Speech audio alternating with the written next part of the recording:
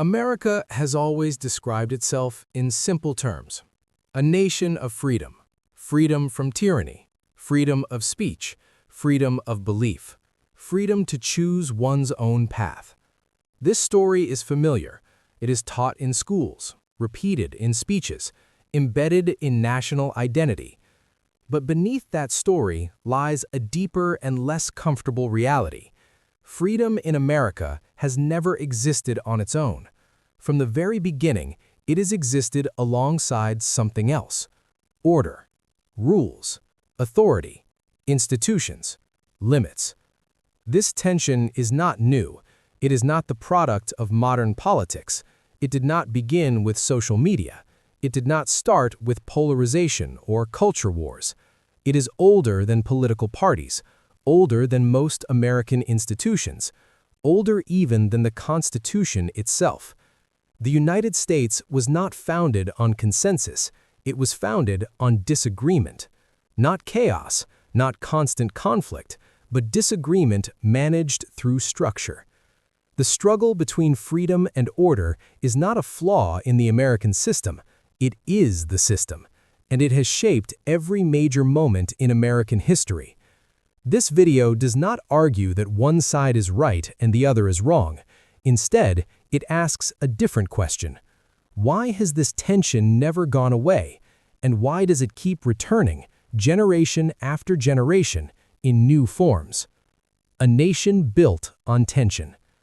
To understand the American dilemma, it is not enough to look at ideals. We must begin with fear. The people who founded the United States did not trust power. They had lived under a distant monarchy. They had experienced laws imposed without representation. They had seen military authority used against civilian populations.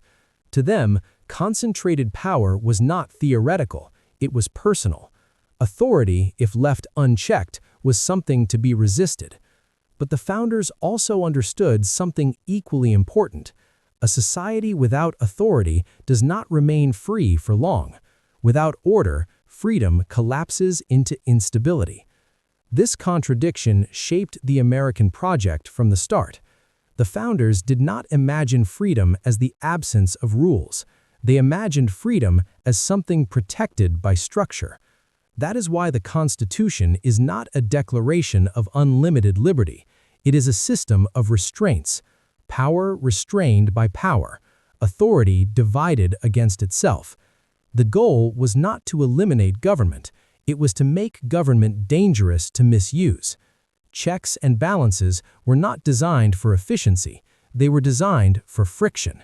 Separated powers were not a mistake, they were a safeguard.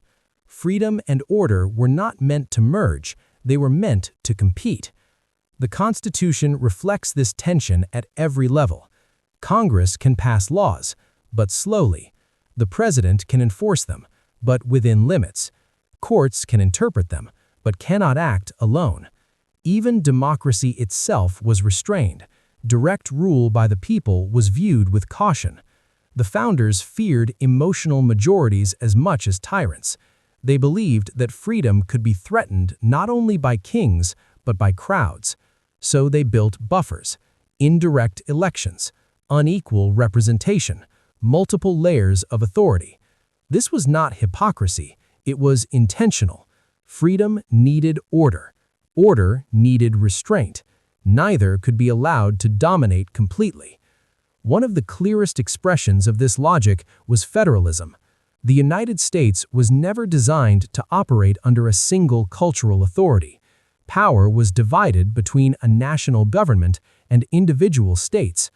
This meant something unusual. Different communities could live under different rules, different moral expectations, different social norms, different balances between freedom and order. The Constitution did not impose one cultural vision. It created a framework where multiple visions could coexist. This was not meant to eliminate conflict. It was meant to contain it. But containment has limits. When differences grow too large, tension resurfaces. And from the very beginning, there was one issue the system could not contain: slavery. The founders spoke of liberty while tolerating a system that denied freedom to millions. This was not a misunderstanding, it was a compromise. Unity was preserved at the cost of moral contradiction. Order was maintained by postponing freedom. The Constitution avoided resolving slavery because resolving it threatened the survival of the Union. At the time, preserving the nation was seen as the greater necessity. But unresolved tension does not disappear, it accumulates. For decades, the country attempted to balance states' rights with human liberty, economic order with moral responsibility, freedom with stability. Eventually, compromise failed.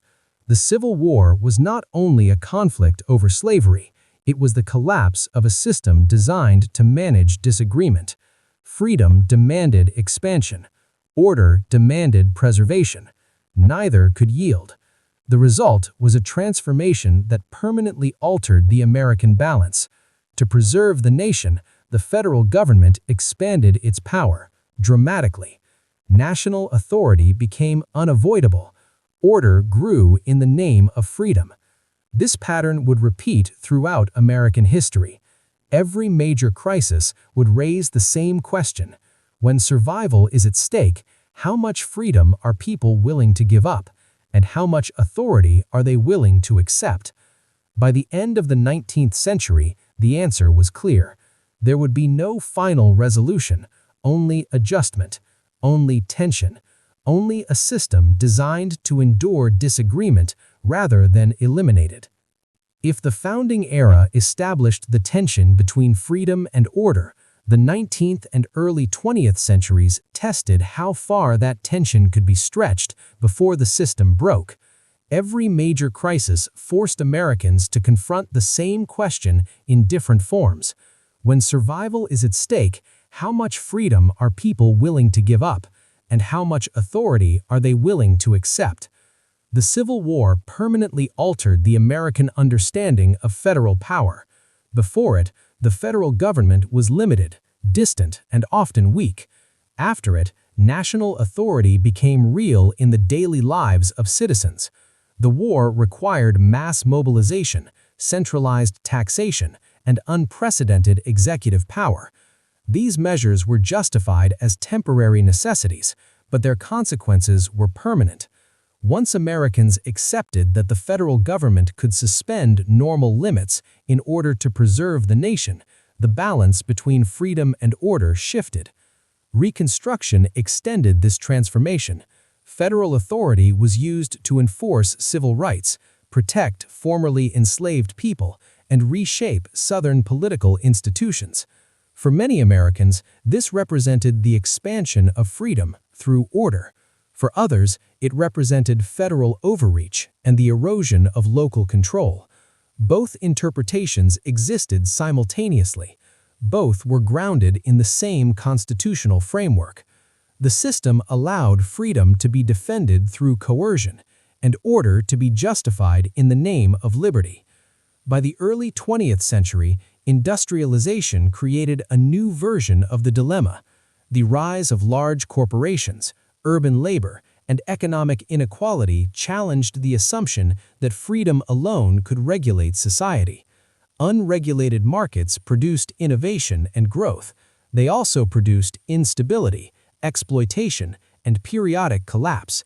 The question was no longer only about political authority, it was about economic power.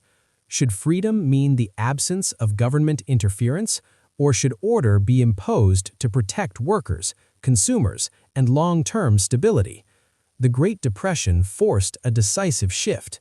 When the economy collapsed, individual freedom offered no solution. Markets did not self-correct quickly enough to prevent mass unemployment, hunger, and social breakdown. The response was the New Deal, an expansion of federal authority unmatched in peacetime American history.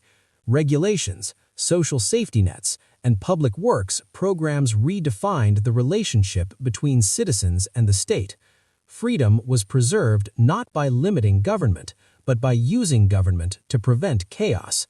This transformation was deeply controversial. Supporters saw the New Deal as a necessary adaptation to modern economic realities. Critics saw it as a betrayal of American individualism. Yet even its opponents rarely argued for a return to total laissez-faire. The crisis had permanently altered expectations. Order was now understood as a prerequisite for meaningful freedom, not its opposite. The World War II reinforced this pattern. Civil liberties were restricted, industries were mobilized, the federal government coordinated nearly every aspect of national life. Again, these measures were framed as temporary, but once Americans experienced a highly organized, centralized state capable of extraordinary outcomes, the idea that freedom required minimal government became harder to sustain. The Cold War extended this logic into the realm of security and ideology. Fear of external threats